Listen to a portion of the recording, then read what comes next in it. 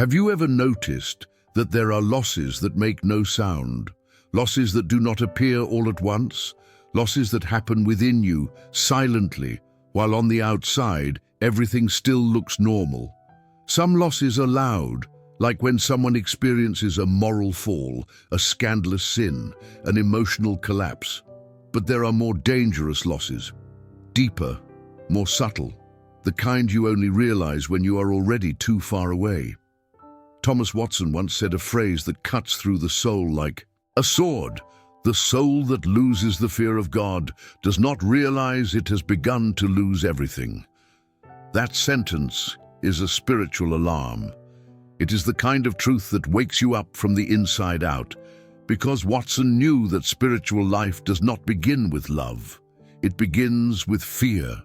Fear keeps the soul alive. Fear keeps the heart awake. Fear keeps the eyes alert. Fear keeps the spirit sensitive. Fear keeps the mind aligned. Fear keeps spiritual life breathing. But when fear goes away, everything it once sustained goes with it. And maybe, without realizing it, you have begun to lose that fear. It did not happen suddenly. It was not through a big sin. It was not through a scandalous fall. It happened slowly. Too much rest where there should have been vigilance. Too much freedom where there should have been prudence. Too much joking where there should have been caution. Too much rationalizing where there should have been obedience. Too many explanations where there should have been silence and reverence. The loss of fear does not sound like a fall. It sounds like relaxation, and that is why it is so dangerous. Watson said that the soul does not lose fear in one day. It loses it through the accumulation of days in which it stops seeking it. Have you felt that? Before, anything would trouble you. A crooked word would wound you inside. A wrong thought would make you anxious. A spiritual distraction would disturb you deeply. The presence of God would melt you, break you, humble you. But now, you realize you no longer feel as you once did. What once humbled you no longer affects you. What once made you cry no longer moves you. What once kept you awake at night now seems normal. What once frightened you now seems like an exaggeration. This change is not emotional, it is spiritual.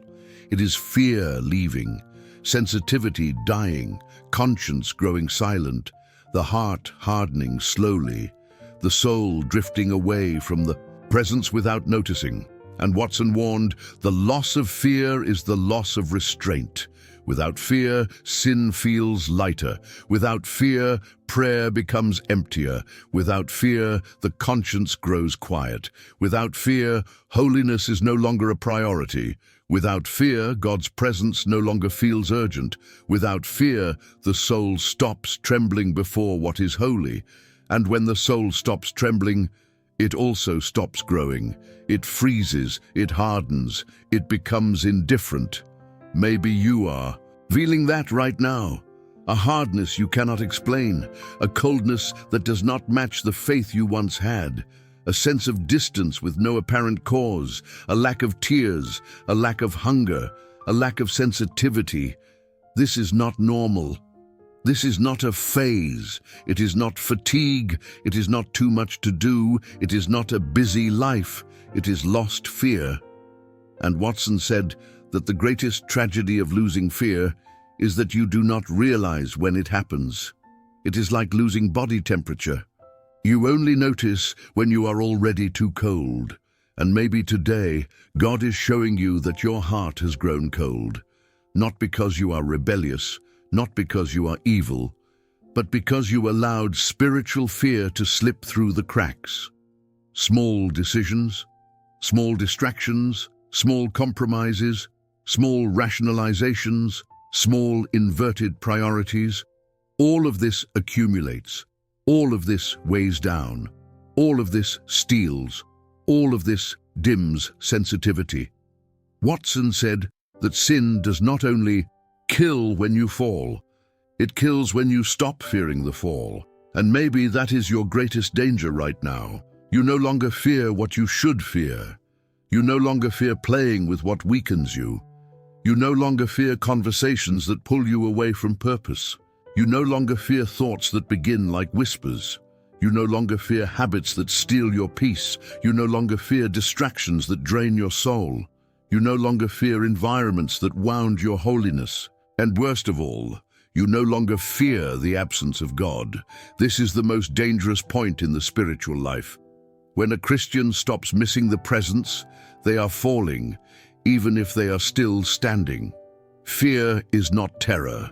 Fear is love that refuses to lose God. Fear is reverence that guards the heart. Fear is care that rejects sin. Fear is sensitivity that recognizes danger. Fear is a living conscience.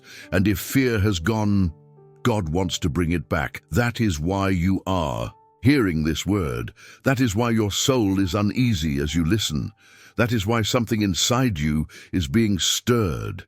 That is why tears may be coming without you knowing why. This is God touching your inner core. It is God rekindling what you allowed to die. It is God calling you back to the place where your heart once trembled before Him, not out of terror, but out of deep love. Watson said that God only restores fear in hearts that realize they have lost it. And maybe you are realizing it now. Maybe you see that you stopped prioritizing the secret place, that you stopped listening to your conscience, that you stopped watching, that you stopped feeling, that you stopped trembling, that you stopped being broken before Him. But God is not showing you this to condemn you. He is showing you this to save you. He is showing you this to lift you up. He is showing you this to resurrect you on the inside. Do you know why? Because you still feel, because you still recognize, because you still care, because your soul has not died, it has only fallen asleep, and God awakens those He loves. Have you noticed that there are moments in life when the heart seems to harden for no clear reason? You did not commit a big sin. You did not fall dramatically. You did not face a devastating crisis. But little by little, your soul grows heavy. Your prayers grow dry. The Bible feels distant. God's presence feels rare.